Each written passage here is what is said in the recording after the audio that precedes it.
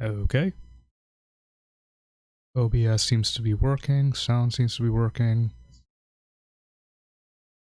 I hear it on my laptop in my back. That's loud.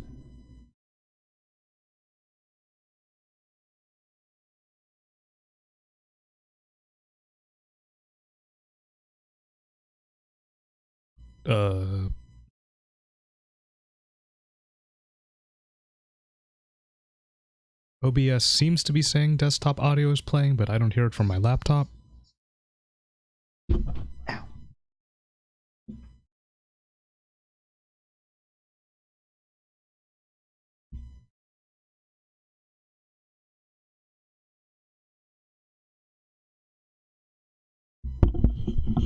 Okay, why don't I hear anything?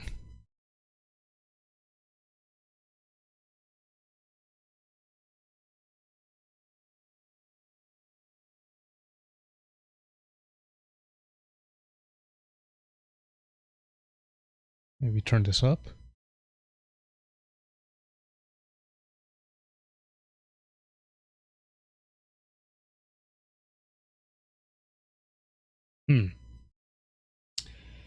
That's quite peculiar.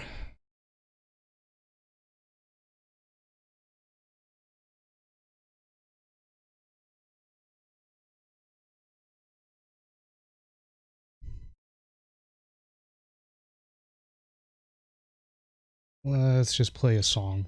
That'll be a lot easier.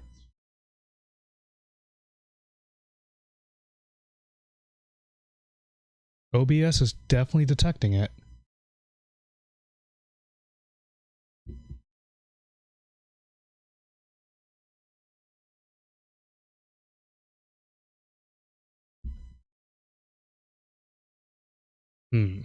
Let me see. That's the wrong thing.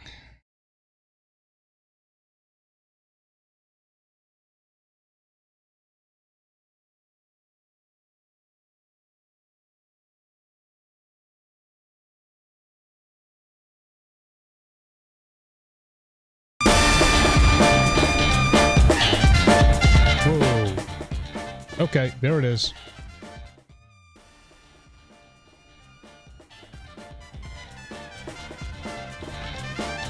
Giant explosion of sound. Come on, mixer.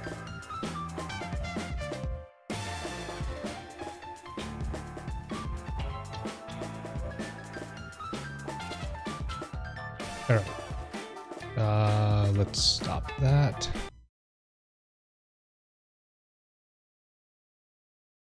Okay, so I can hear myself. My desktop is playing music. Well, let's try. Okay, I heard that in my laptop. Okay.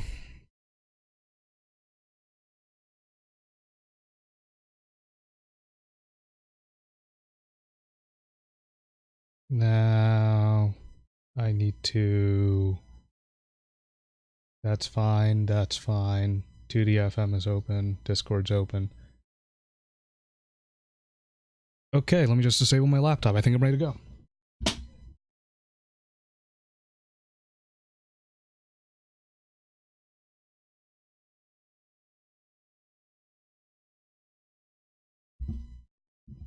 Okay.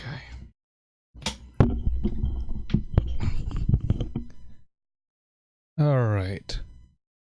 Let me just turn on my volume again. Nothing. Still nothing. There we go. Now I hear stuff. All right. I'm also trying to get used to my new setup. I got a new gaming chair, new keyboard, and the chair is definitely not an office chair. So it's kind of weird sitting on it. Like, it forces me to slouch, and I don't like slouching unless I'm gaming, but that is neither here nor there. All right. So for today, we are taking an intermediate level approach to 2DFM, what I believe is intermediate level, because you are not using things in 2DFM that were that are not, how can I put it? they're not, you're using, I am struggling on this. You can tell I haven't done this in a while. You are using functions in 2D FM that are not correct. You're going to use them wrong, per se. But at the same time, it's the only way to do this thing. So, one of the biggest issues in 2D FM is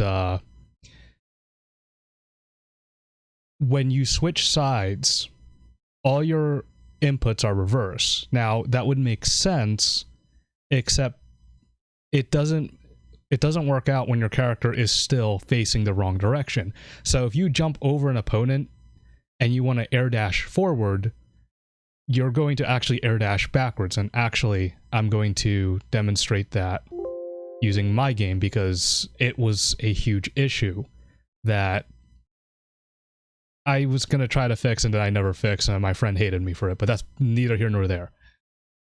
So, let's open up my game. Do a test play. That's fine. Infinite time, that's fine. Okay.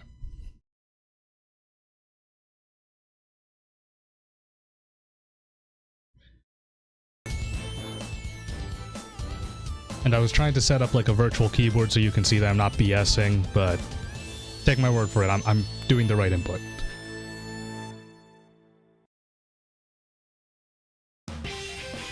So this character has an air dash. Double tap forward for back, double tap forward for forward.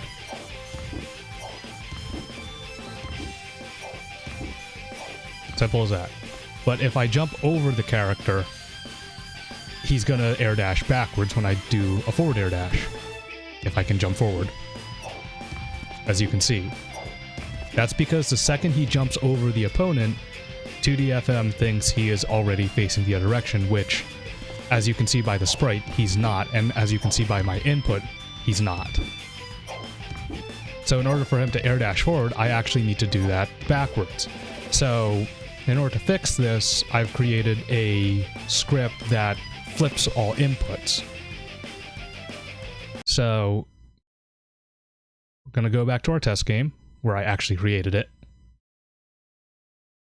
Desktop, desktop, desktop. New game, and open.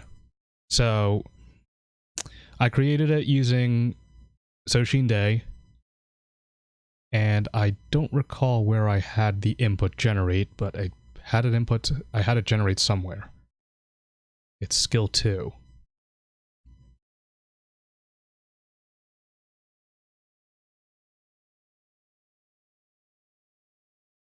Oh, I remember where I put it. Here we go. I put it on the shadow. So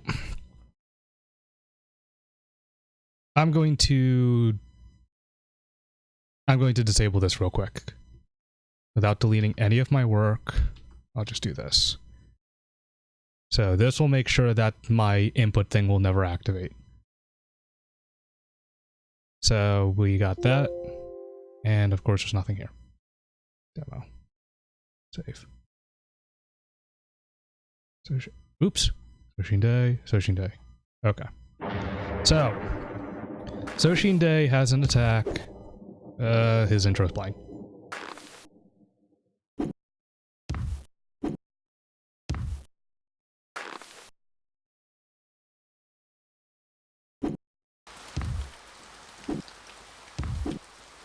So Soshin Day has an attack where he dashes forward like that from the air. Or not dashes forward, dive kicks forward in the air. It is 236A or D. Or sorry, I'm thinking of my own game. Quarter circle forward light punch, let's say. That's how you do that input. If I do that on the other side, I can't do it. And you can actually see that if you look carefully, Soshin Day says inactive while he's doing that. That's because when I do down back in the air, he's doing the reverse script, which is nothing. So in order to do it on the other side, I have to do it backwards, and then he can do the attack. So in order to fix this, now I will take away this. Save, so nothing stupid happens. Save often, otherwise you will regret it.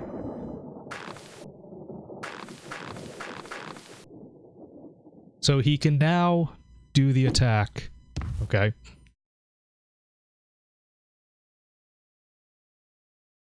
He can do the attack just as normal, just like that. And if he jumps over his opponent, as you can see now, and you gotta believe me, I'm actually doing where the sprite is facing, down, forward, punch. If I can learn how to input correctly. There we go. And if I do it reverse now, you can see he's getting inactive. This is exactly what we want. By having that reverse input, this will not only allow you to do air attacks, air input attacks, I should say, on the right direction, but if you have a game that has teching in it, so my game, you can tech, I think it's this button. Yeah. If you air tech, so let's do, Nope. Oh, wait, I remember it. It is not that button. There we go. He has air teching. So if he air techs, and there's no way I'm going to do this, but if he air techs and the opponent switches sides, he will actually reverse the input of the tech, which is highly unfair. And I can't think of any game that actually does that. So you could apply this reverse script to all attacks, and all you have to do is simply put a new skill and a variable in front of that, or a normal skill, a reverse input of that normal skill, and a variable in front of both, just switching the two. So let's do that. So let's examine first what we're going to do as a quick overview. We're going to use the shadow as our basis, and we're going to have two skills. One skill that will be your detection, telling you, hey, this person is in front of you. And then another one that says, hey, they are not in front of you. That's all you really need. So, I also wrote this on Discord. I did not pin it, but it is somewhere in there. It's like three posts long because I reached the character limit in Discord, which I think is 2,000. But at some point, I think I'll actually write it at whenever. So, let's go into our test character, which is also coincidentally Soshin Day, but that's besides the point. So, let's add a new skill first. And we will call it Forward Detect. The second skill we will add is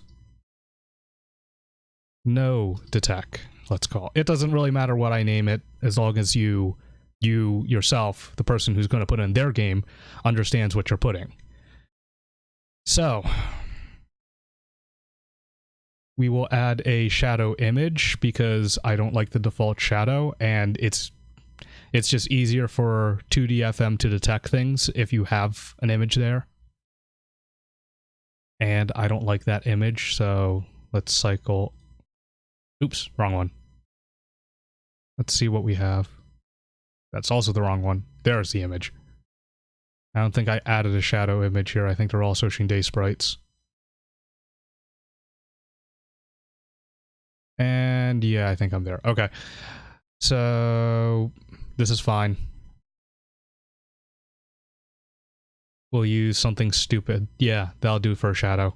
It doesn't really matter. Color modification. Not that one. Not that one.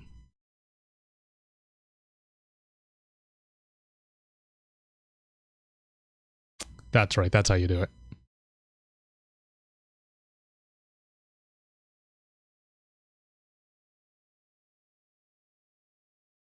I know I did one of these. Here it is. Other way around.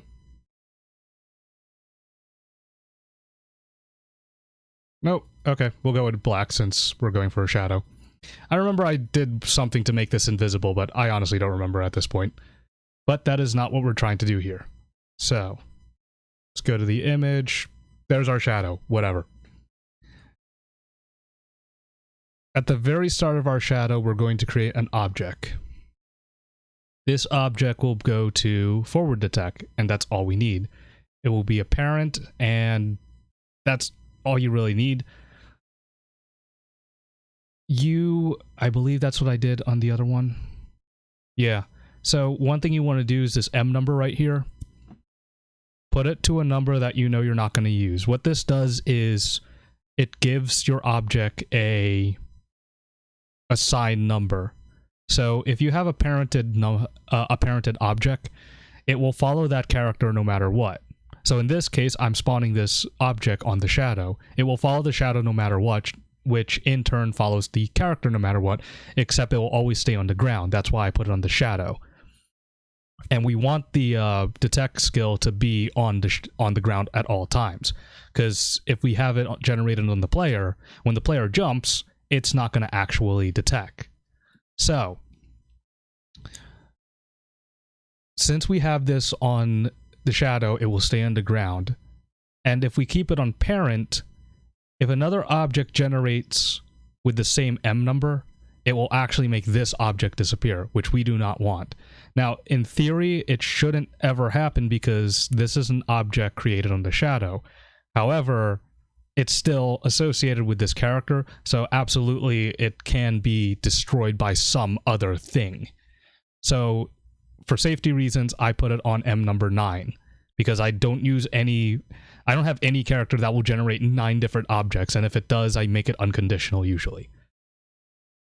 So by making this number 9, we will guarantee that this object will never be destroyed. Alright, that takes care of that. And then we will go to the end of the shadow skill, make a loop, and we will have it loop on the image. That way, when this reads, the game will start, generates the object, generates your image. Don't mind the color modification, that's just there for this demonstration. And then it will constantly loop the image. That's all we need in the shadow. So, next thing we need is to make this detect box. So, the attack box is what's doing the quote-unquote detecting. The hurt box is the detection box. Then we have just an invisible image and a loop. Or not a loop, I'm sorry. A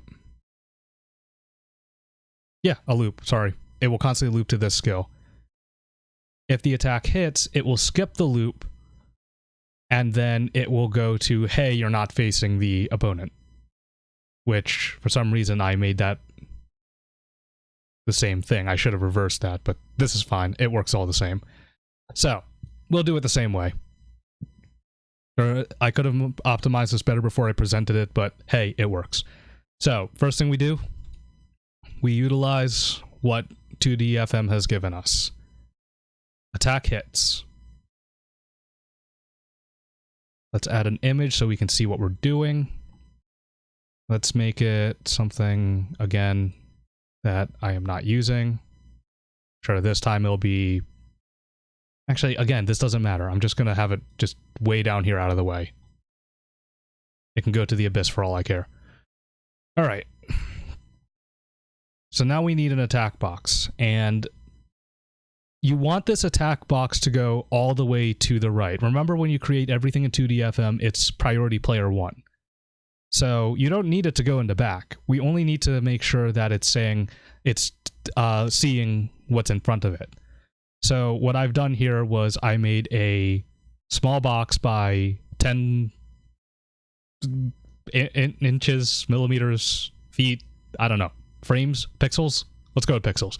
10 pixels tall. And I made it go pretty much indefinitely to the right. So I'm not going to recreate this. I'm just going to copy and paste. Remember, your Windows hotkeys still work. So there you go. You want to put continue hits on and guard fail on. The continue hits is just a precaution, but what's actually going to happen here when we complete the script, it's going to constantly regenerate this object.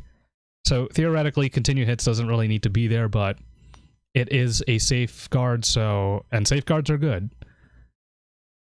Now the next thing is that attack needs to hit something. So again, I made a box that is 10 by 10 pixels wide and tall.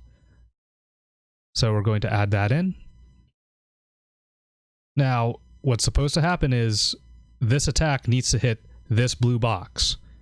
And since it's on the shadow, which is never moving up and down, that guarantees that these will always collide. When they collide, it will... Hey, someone talks. That's interesting. I will answer that in a second. When they collide, it will detect that there is someone in front of them. Now, someone... That needs to go away. Why is my chat all the way down there? Alright, so someone asked what I'm trying to do here, since he tuned in a little late, which is fine. That is perfectly fine. What I'm trying to do is solve the... Or rather, not trying to do, I already solved it. What I'm demonstrating here is how to solve the issue of when you jump over your opponent, all your inputs become reversed, but your sprite is still facing the wrong way. So if you have an attack in the air that's down forward punch, you have to actually do down backwards punch for your character to input it. So this actually fixed that. So, where was I? Okay, I got the attack box and the detect box. Or, the detection box and the hurt box. So now the next thing we want to do is add a loop. So we're going to add a loop, script movement, go to skill. Come on, mouse. Go to skill. I'm probably going to need to rename this because I probably looped it incorrectly. Again, it works. It's just... I should have probably named things better. Alright. So now we need a variable. This variable will tell us... and will activate... It's our on and off switch. It will tell us reverse the skills or don't reverse the skills. So, condition fork variable. I will use character variable P. And I believe it's supposed to be replace first. Yes, replace. We have our image again and an end skill. So we'll do image and end skill. I believe I set this to 5 or 20. Nope, I set it to a wait time of 1. Okay. So I remember when I was testing this, I had to set the wait time to something else besides 1, but apparently I got it to work. So we'll go with it. Now the last thing in the script is having the no detect skill. So I lied, that is not the last thing, but it's okay. Now all I'm doing is copying pasting an image and the end skill. The end skill just makes sure that everything stops. This variable replaces to 1, and when this is activated, it means they are not in front of the person, and the reverse skill will have to be activated. Now, the last thing we had to do, I'm sorry I was lying, is this detect skill. If the attack hits, it's going to skip the go to skill and go to the variable. This guarantees that it is always playing this loop.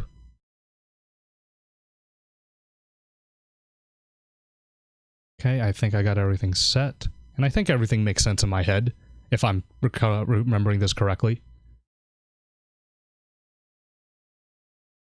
No, okay, I remember now. So, the looping I made actually occur in the shadow, not down here.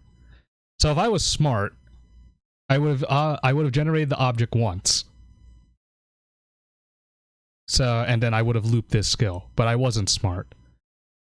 So, the way I designed it was, yeah, we're going to loop the shadow indefinitely. So that way it constantly generates this object. I might have had a reason for that, but right now I can't remember. I remember. This is to prevent prevent infinite loops and bugs. So by constantly looping on the shadow, it's constantly regenerating this object. And by having the object end, it will never have an object overflow. But this will always have a detect skill. I know I'd remember at some point. Anyway, me and my tangents. So we have a quote-unquote attack. If this attack hits, it will loop to this variable saying replace with 0. This replace with 0 signifies the opponent is in front of them, and it will end. The shadow will regenerate and play this whole thing all over again. And it will keep doing that as long as the opponent's in front of them. The second they jump over, this object will not flip until the sprite flips. So then it will be detecting nothing. It will go to this SG, which is no detect, and now it's going to change the variable to 1. And then it will end. And the variable will remain at 1. The object will regenerate again through the shadow, play this again, see nothing's there, go back to no detect, variable at 1. And so on and so forth. So, our script is essentially done. Now we just need to add an air attack, which... That's... Okay, let's go with that. Let's make it, let's make a new air attack. Let's make a stupid new air attack. We will go with... Add new skill. Air attack. No, wait. Special air attack. It's special. We're just gonna copy and paste it, but to make it different from the one above it, we will do add a movement, and he will move forward when he's attacking. Just like that. And then by the end of the animation, he will go to his fall frame. Which is... somewhere here. Falling. And now we go to our commands. Add command. Air special attack. I put an apostrophe in there, whatever. Find your attack. Special air attack. Down, forward, or diagonal, forward, and I don't know, D, because that's where Light Punch would be. And let's give this a... I think 40 frames is more than enough time for me to do it. Let's do a save. Alright. Not Soshin Day this time, our test character. First, let's test his air attack, make sure it works. Look at that beautiful shadow. It's disgusting. He doesn't have gravity. He will forever fly forward. Let's do this. What'd I make your gravity? 40? Okay. File, save.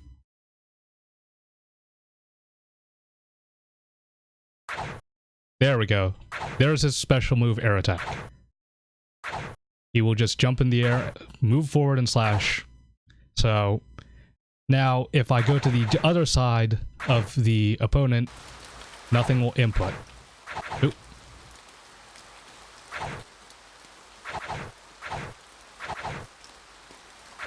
Getting some sound loops, but that's fine. So as you can see, I can't do... If I reverse input it, I can do it. Just like that. And that's what we're fixing. So we're going to take this and copy the skill, add a new skill, and we'll do special attack reverse. So all we have to do... Actually, I'm sorry, we don't copy that. We copy the skill or attack that is supposed to be opposite of it. So in this case, we have down forward D. Well, do we have a D? No, we don't. Okay, I guess I'm changing this. Let's make it A. because we have an air attack for A. So we have down forward A. If you go to the other side and you do, if he goes in the air and does down back A, nothing will happen. So we want this to be his air attack. So we'll just copy and paste his air attack. Now we go into add command and we do air special attack reverse. And we will do the opposite input. Down back A. And we will add air attack reverse. Or special attack reverse, whatever. Same input time. So, what we have so far, we haven't implemented the reverse script. We have his air special attack, which is down... It's A now. Down forward A. And his special attack reverse, which is inputting twice because of the command input, but that's fine.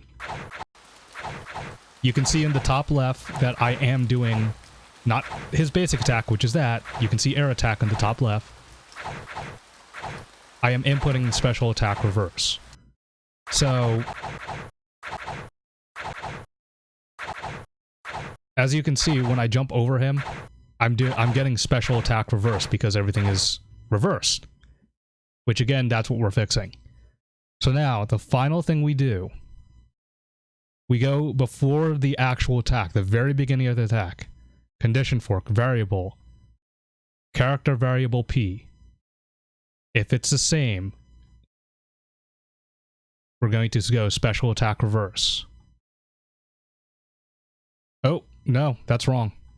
Not there. If we put in the very beginning, there's going to be looping problems. Put it on the very first active frame. So in my case... Oops. Nope. Not add a new skill. So in my case, it's this defense frame. And we're going to do the same thing here.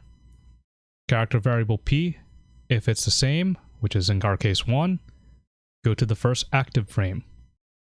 So both of these go to active frame 2, not active frame 1, because if you do that in the variables, it's going to constantly loop between the two and then your game will crash. So finally, we can still do down forward punch, and he will do his fancy air attack. And if we do down back, he does the reverse. But when we switch sides, ta-da! He does it on the right direction now. Oops, I messed up. I am definitely over his head. I am definitely switching sides.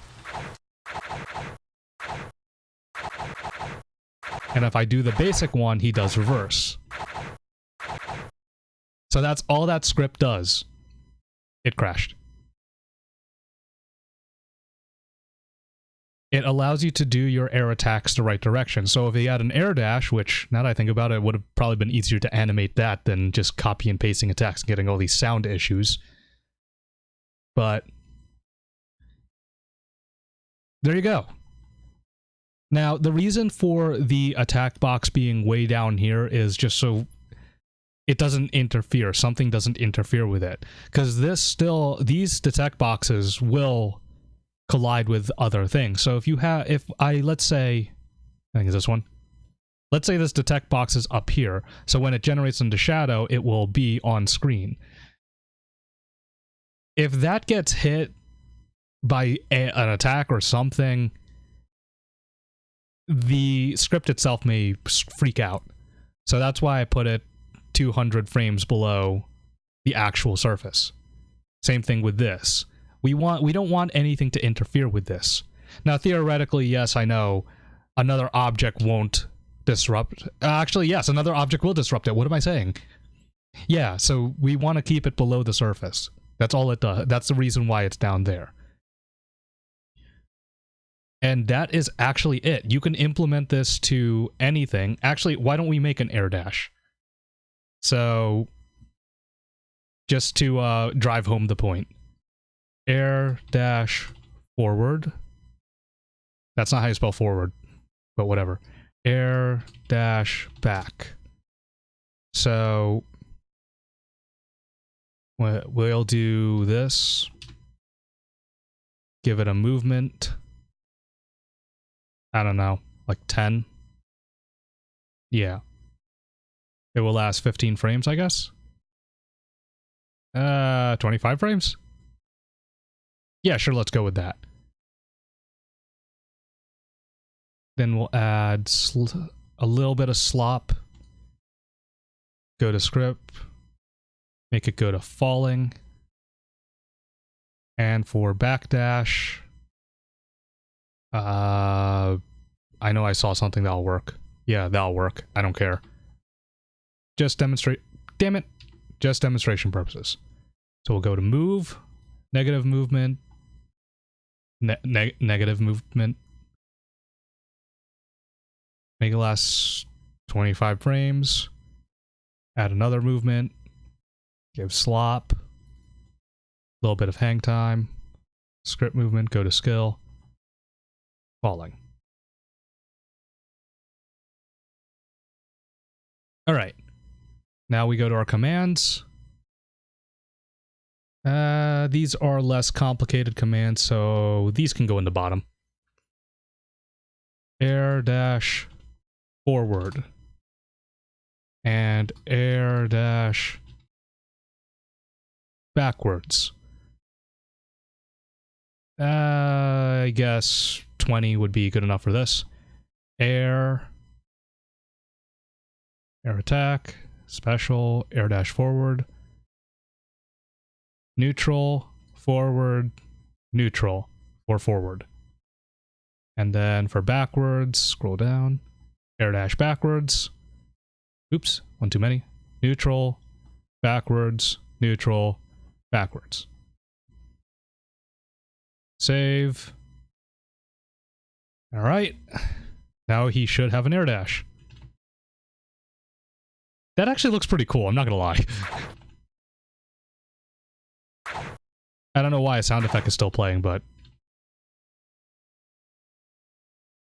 Alright, so now that we have an air dash, if he does it on the other side, he will... There you go. That is me doing forward, but air dash back is coming out. So in order to fix this, we have our script set up, we don't need to do anything else. All we gotta do, condition fork, variable, character variable, it's the same. Go to first active frame of the opposite skill. Condition fork, variable, not O, P, replace, it's the same as 1. First active frame. So when this script reads and it says that you are no longer facing your opponent, reverse the inputs. There you go. So now he is air dashing the correct direction. That was me actually doing an air dash backwards. I wanted that. Oh, I never gave him an active frame, so he can just fly right through the opponent. That's funny.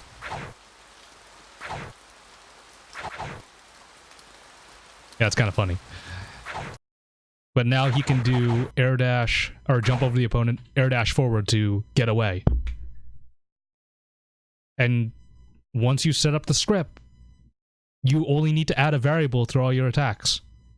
If you have an attack that is an air attack and it's down forward light punch, but there's no down back light punch, then do air light punch as your opposite skill. Because if you do down forward light, down back light punch and it's not an actual input, what do you get? Light punch. So that's all you got to do. And that's the whole script. That is it. That is what I thought up of. It is 2 lines. 2 lines plus a shadow. Ta-da! And that is it.